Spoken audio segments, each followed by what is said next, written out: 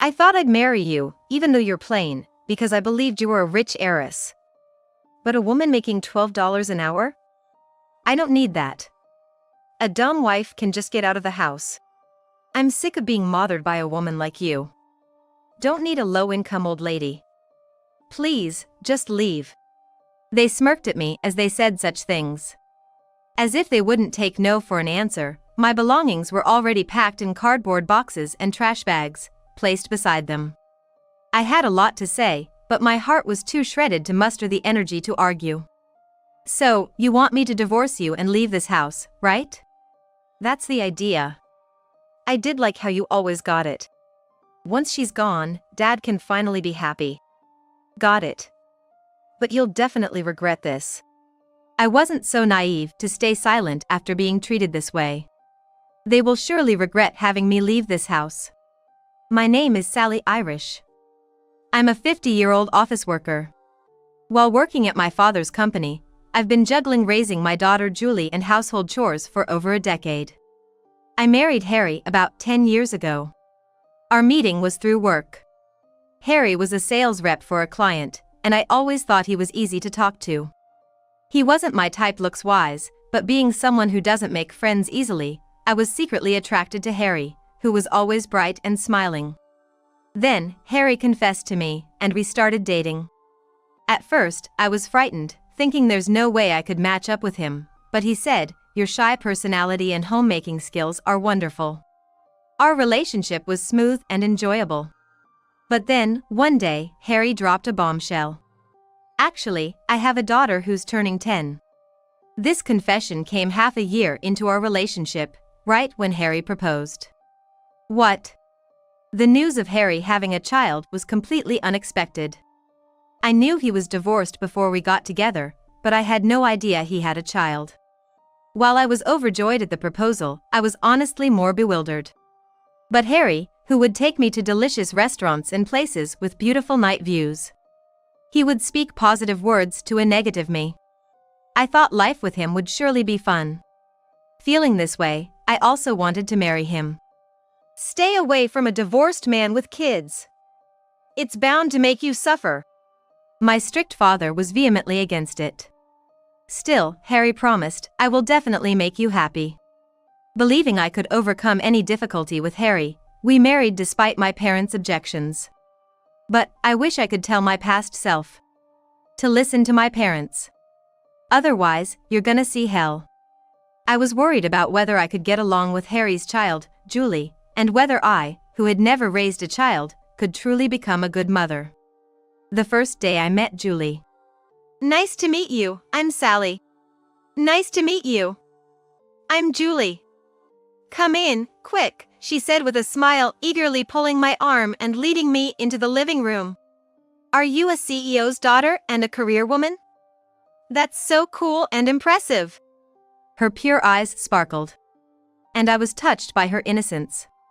That day, I cooked a meal with extra effort, preparing lots of dishes that kids would love. Julie stuffed her mouth with food and repeatedly said, "This is delicious." I remember being very happy. "Sally's cooking is so good. It's totally different from Dad's. To be able to eat this kind of food every day is the best," she said, seemingly accepting her father's remarriage surprisingly easily. "What do you mean, Julie? The food Dad makes is delicious too, right?" It's always the same dishes, and the taste is bland. Sally's cooking is much better." "Dad's gonna cry now," we joked around, playing together. I felt they were a close-knit family. Let's talk about our family finances. My husband was an ordinary employee at a small to medium-sized company. On the other hand, while being a CEO's daughter, I have worked long years at my father's company, holding a position and earning a decent salary. Therefore, our household primarily relied on my income. The agreement was that my husband would actively participate in household chores and childcare, which has never caused any dissatisfaction. Our family's motto is that the one who can earn more should do so. Thus, for Harry and Julie, I started by replacing my single-person furniture and appliances with family-sized ones to create a more comfortable living environment for Julie. The same goes for where we lived. Before getting married, I lived in an apartment owned by my father's company. It was too big for just me, so it was decided that Harry and Julie would move into my apartment, and the three of us started our new life together. The first time Julie came to my apartment, she ran around the house excitedly, exclaiming, "It's so big. Amazing." Watching her, I vowed to do my best in parenting and work so she could grow up to be a fine adult. Living with the three of us was stress-free, peaceful, and fun. Blood relation didn't matter. The three of us were a real family, looking forward to our lives together. However, reality wasn't so sweet. When Julie entered middle school, her attitude towards me changed. She joined the badminton team at school. It was a club passionate about practice, so between school during the day and club activities from evening to night, she was hardly home. On days off from club activities, she'd come home from school, throw her bag on the couch, and just play with her smartphone. This is when the distance between Julie and me started to widen. Even when I tried to talk to her, she wouldn't even nod, much less look at me. When I talked to Harry about Julie's attitude, he said, "She's just in her rebellious phase because she's in middle school. Don't worry about it." I thought it would settle down after a while. But no matter how long I waited, there was no sign of her attitude changing. I kept trying to engage Julie, but her responses were lukewarm, and sometimes she would sigh deeply and say, "What? Don't talk to me," outright rejecting me. Even when watching TV together in the living room, Julie would only talk to Harry. If I said something, she acted as if she hadn't heard. Yet, when she needed something, like, "Hey, I need this for club activities tomorrow. Can you wash it?" she would talk to me. Other than that, I was like air to her. Still, I tried to fulfill Julie's requests so as not to widen the distance between us further. But, I also have a job, and my company doesn't guarantee weekends off. It's shift work, so I'm often busy on my days off. Sometimes, I have to do telework at home on weekends. My job is that demanding. I don't hate my job, and I'm grateful to have it, but the busier work gets, the more inevitably there are times I can't meet Julie's demands.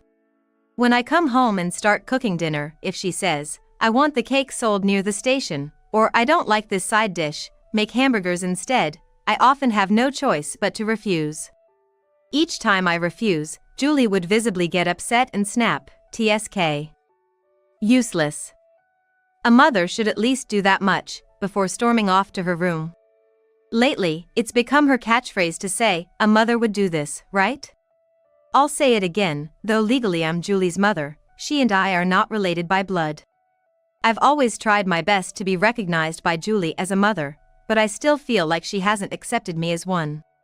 Every time she says those words to me, I blame myself for not being able to meet her needs and fall into self-loathing. It's the same with my husband, Harry. When we first met, Harry was all over me, showing his charming smile a lot. But it seems like he's the type who doesn't feed the fish once he's caught it, because about a year after we got married, his attitude towards me became indifferent.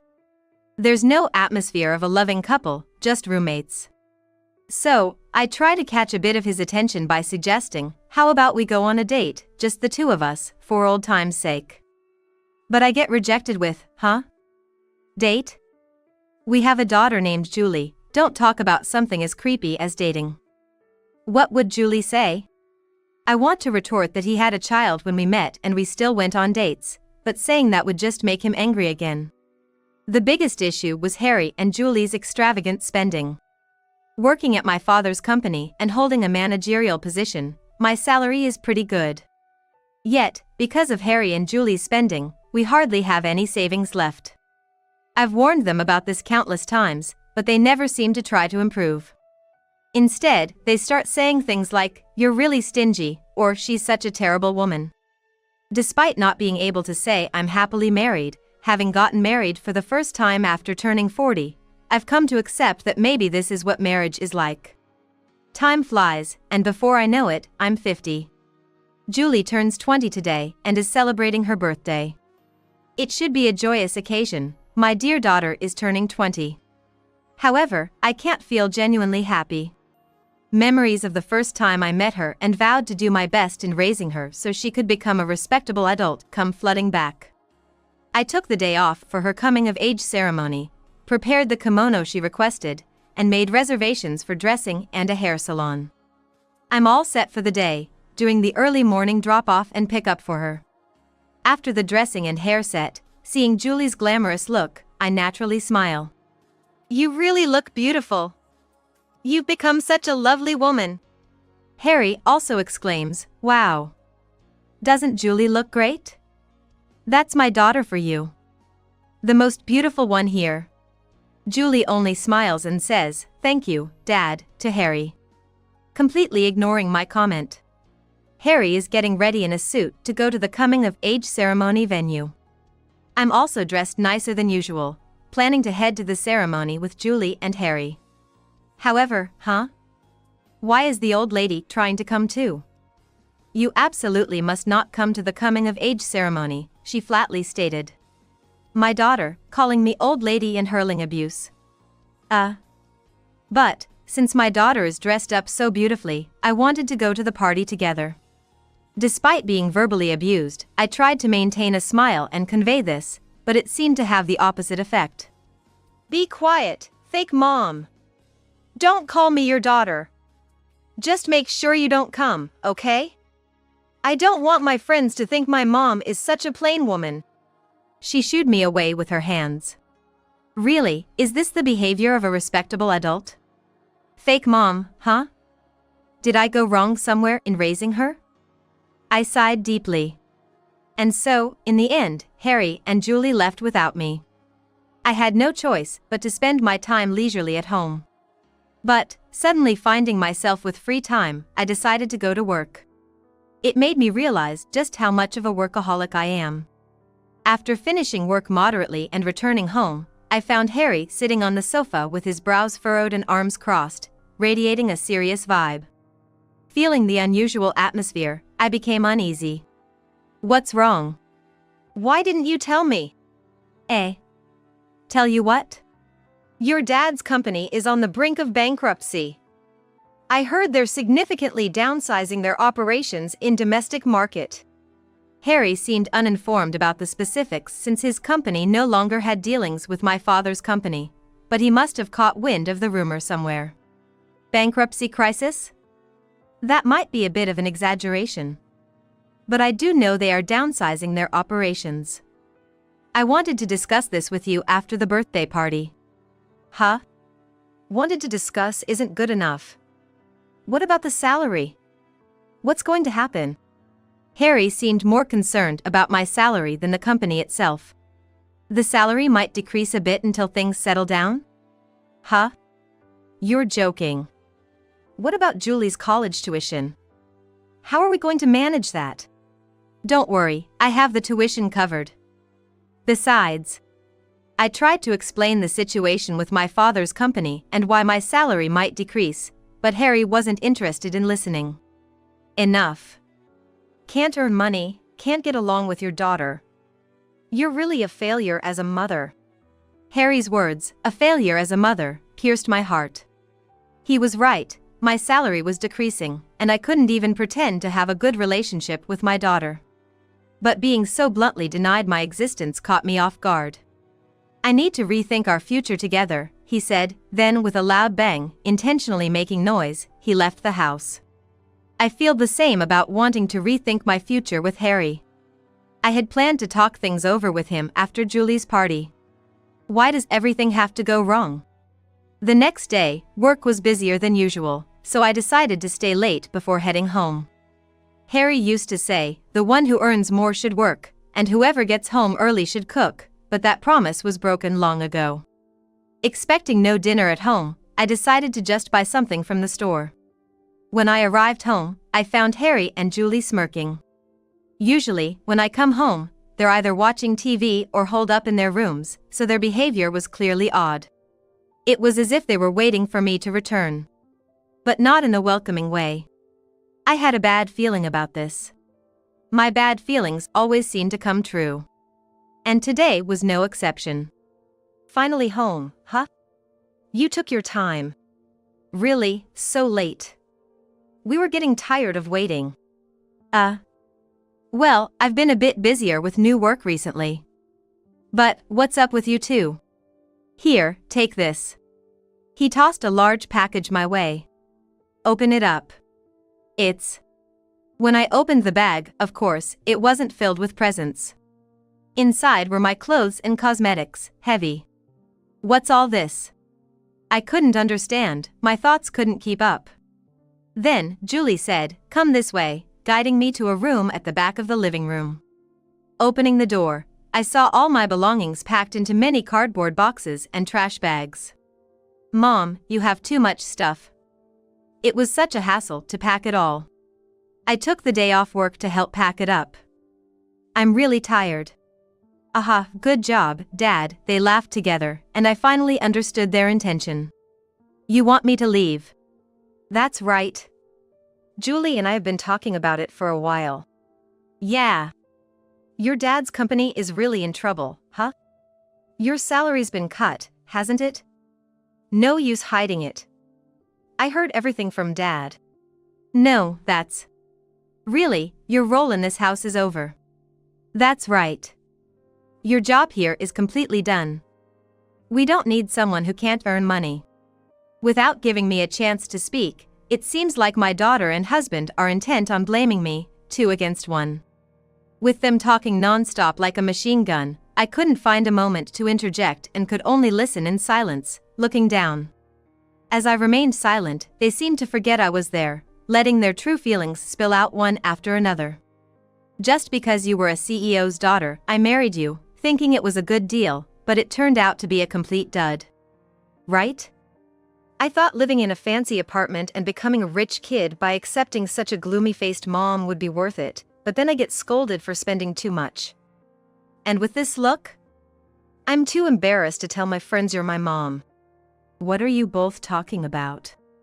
I managed to interject with a faint voice.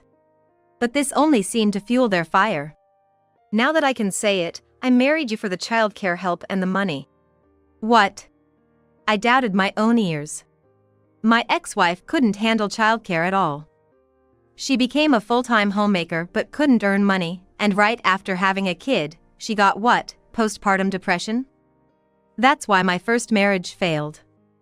I took Julie because she mattered to me, but I thought it was impossible for me, a mere employee at a small to medium-sized company, to raise a daughter on my own.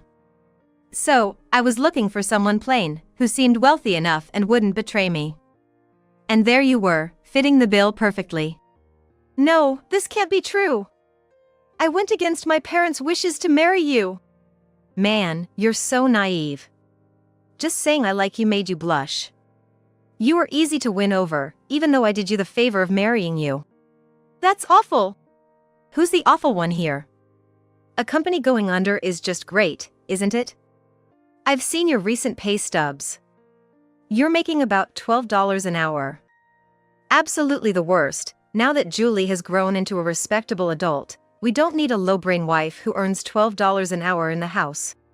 $12 an hour for my salary? What are they even talking about? I couldn't make sense of it at all. As I was silent and pondering, my daughter followed up with, "I'm sick of having a mother like you. We don't need a low-income old lady. Please, just leave." Their heartless words shattered my heart. So, they've been thinking this all along. I hadn't realized anything until now. I had so much I wanted to say, but I no longer had the energy. "You want me to divorce you and leave this house, right?" "That's right. I didn't hate how understanding you are." Poor Dad, being hurt and deceived by this woman. Now Dad can finally be happy. Why does my daughter hate me so much? I don't remember doing anything to either my husband or daughter to warrant such hate. Yet, my daughter seems to despise me greatly, glaring at me with a look that could kill. Seeing her like this, my husband just smirks with satisfaction. I felt anger bubbling up inside me at such a husband. I thought to myself that I'm not so kind as to stay silent after being treated this way. Surely, both of them will regret having me leave this house. I immediately began preparing to move out. "Oh. So you've decided to leave for real? Finally realized you're just dead weight in this house, huh?" "It's been a long time coming," my husband said while he began to carry my belongings to the entrance, one after another. Seeing him do this, my daughter oddly sympathized with him. "Dad's really too kind for helping out with the luggage. Any belongings you can't take today will be sent to you later. But remember, if you don't clear out your stuff from our house within a week, everything will be disposed of, just so you know." Suddenly telling me to leave and setting a deadline for moving out, and to top it off, threatening to dispose of anything left. How unreasonable can he be? I understand. And just one last thing, you will regret this. Be prepared. I said this to my husband with the loudest voice I've ever used towards him. Regret? As if, he laughed, but I ignored his words and left the house. That day, I decided to stay in a company-owned apartment. I'll live here until I find a new place. Though I could have had my belongings sent over, I didn't want my ex-husband and daughter to know my new address, so I waited for a moment they were out and hired movers to bring my things in. Since we were both working, it was decided that we would split our savings in half. My husband has a habit of spending recklessly, so he's incapable of saving. Inevitably, a lot of the money I had saved ended up in his hands, but these were the rules, and I had no choice but to follow them. In the end, I handed over a sum of $200,000. Well, I hope he uses that money for our daughter's college expenses. That was the plan, anyway. And so, our divorce was finalized. Though my heart was torn to shreds up until the divorce, surprisingly, I felt happier and more at ease afterward. My mind felt surprisingly clear. It just goes to show how twisted my married life had been. 2 months after the divorce was finalized, my ex-husband called. Honestly, I hesitated to answer, but guessing it was about his current predicament, I decided to listen out of sheer curiosity. "Hey, what's the meaning of this?" exclaimed my ex-husband, clearly in a panic from the get-go. "What do you mean?" "Well, I pretty much know what this is about, but I decide to ask anyway." "I was told to leave the house starting tomorrow." "Why?" "It's our apartment, isn't it?" "Of course, you have to leave. It's an apartment owned by my company. It's obvious that ex-strangers like my ex-husband and his daughter can't live there. Anyone would understand that with a little thought." "Yeah, but I don't have anywhere else to go on such short notice. Can you ask your dad to let me and Julie stay here like before?" "What are you talking about? 2 months ago, you and Julie suddenly kicked me out, and I had nowhere to go either. Who was heartless back then?" "About that time. Sorry. I apologize. So, can you help us out?" "There's nothing I can do." "Is that all?" I'm hanging up. As if a cheap apology could make me forgive what happened that day. Even after the divorce, this man still underestimates me completely. As I try to hang up, my ex-husband pleads, wait. Hold on. What? Is there something else? I don't get it." Recently, it was decided that a really tall apartment building will be constructed near our house. It has a great location, and the brochure showed that the facilities and space are amazing. When I looked into it, I found out it's owned by your company. What's going on? I thought your company was on the brink of bankruptcy. There's no way you have the budget to build such an amazing apartment. That. My company started a new business 2 years ago. It's been doing really well, and there was never a bankruptcy crisis. Now, it has grown into a corporation with an annual revenue of $600 million. So, buying that apartment was easy. What? That can't be. I thought the company you had was gone. And your salary was cut. The company hasn't disappeared. It's smaller but still exists. We're expanding our business overseas because it's more profitable. The salary cut was only during the transition period. Our company uses an incentive system. My father made adjustments so other employees wouldn't get pay cuts. But since I'm family, I told them it was okay to cut my salary temporarily. My base salary was sufficient, and there was a big project planned for me. Why didn't you explain this important matter to me? I tried to. but you never gave me a chance to explain. Besides, everyone knows my father's company is growing rapidly. A little research would have shown you. You're the one who jumped to conclusions. That's true, but... Also, when I said there was a big project planned for me, it meant I was going to become the president of my father's company. President? You? My ex-husband was so shocked that he raised his voice. That loud voice was too much, so I pulled the phone away from my ear and frowned. So noisy. Yes, that's right.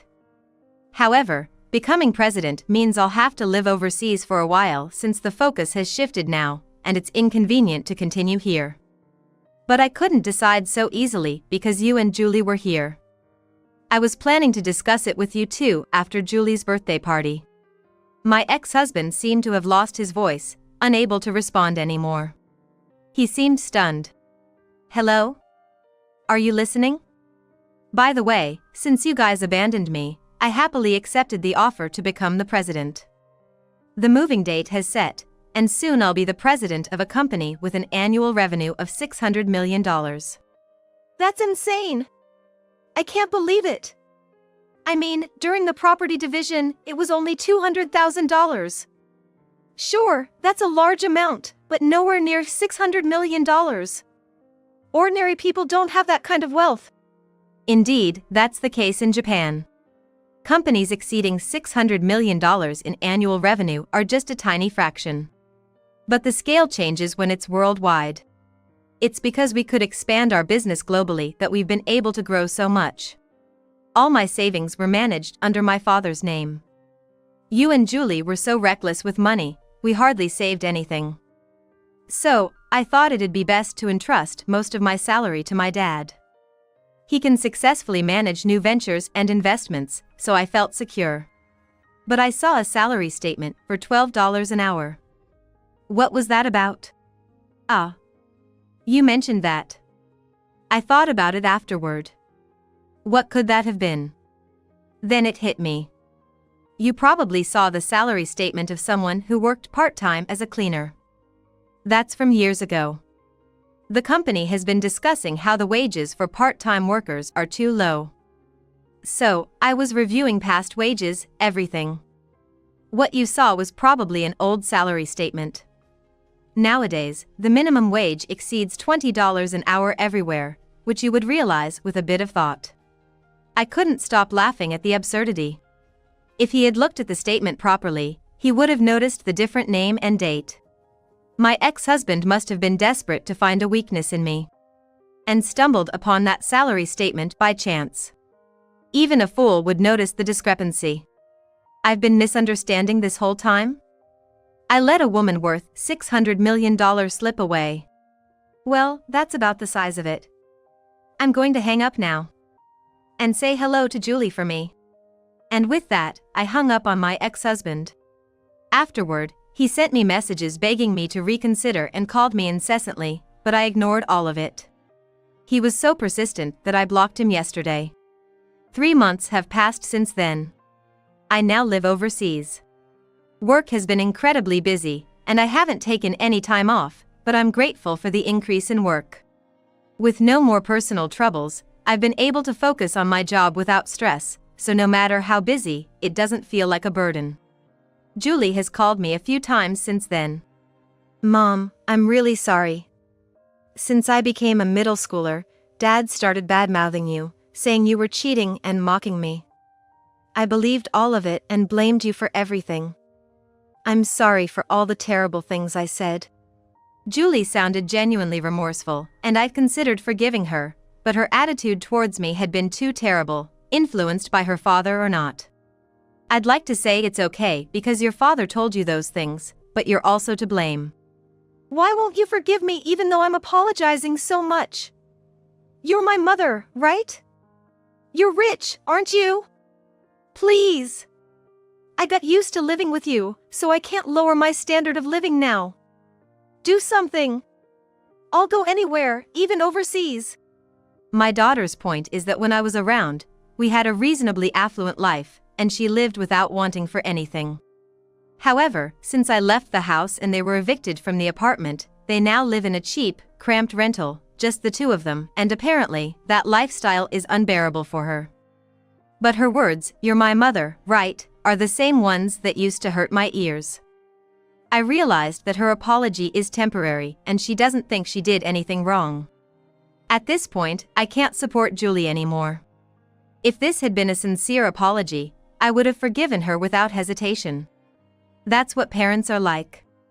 In the end, you want to spoil your child. But it was different. Surely, after all the ridicule she had thrown my way over the years, she couldn't sincerely turn around and be nice to me now.